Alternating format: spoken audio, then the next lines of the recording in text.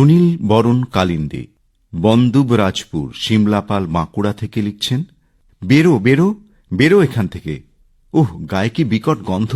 ওকে কেউ বের করে দিন না, আমার তো বমি পাচ্ছে, সারা শরীর গুলোচ্ছে। অন্নপ্রাশনের ভাত বেরিয়ে আসবে মনে হচ্ছে। নিত্যযাত্রীদের ফেলে দেওয়া উচ্ছিষ্টের আবর্জনার স্তূপের দুর্গন্ধে বাসযাত্রী প্রতীক্ষালয়টিতে দুদণ্ড দাঁড়ালেই শরীর গুলিয়ে যায়।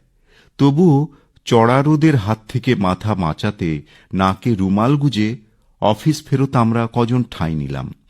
এর মধ্যে গায়ে বোটকা গন্ধ নিয়ে হাজির পাগলটা।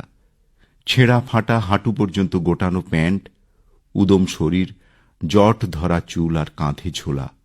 পাগলটা একবার থমকে দাঁড়িয়ে আমাদের দিকে তাকিয়ে হাসল, কেমন যেন গায়ে জ্বালা ধরানো হাসি, হাসিতে যেন তীব্র শ্লেষের কষাঘাত।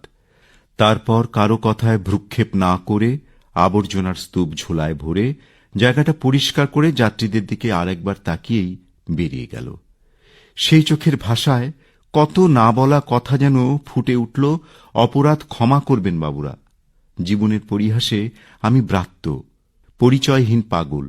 আপনাদের সৃষ্টি আবর্জনার স্তূপ ঝোলায় ভরে আপনাদের শিশুদের জন্য পরিবেশকে সাফসুতরো করে ফেরি। এজন্য গায়ে একটু কটু গন্ধ তো থাকবেই।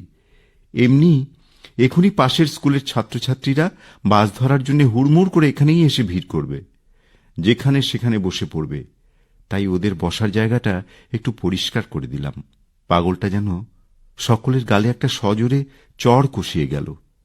লিখেছেন সুনীল বরণ কালিন্দী, বনদুবরাজপুর, সিমলাপাল, বাঁকুড়া থেকে।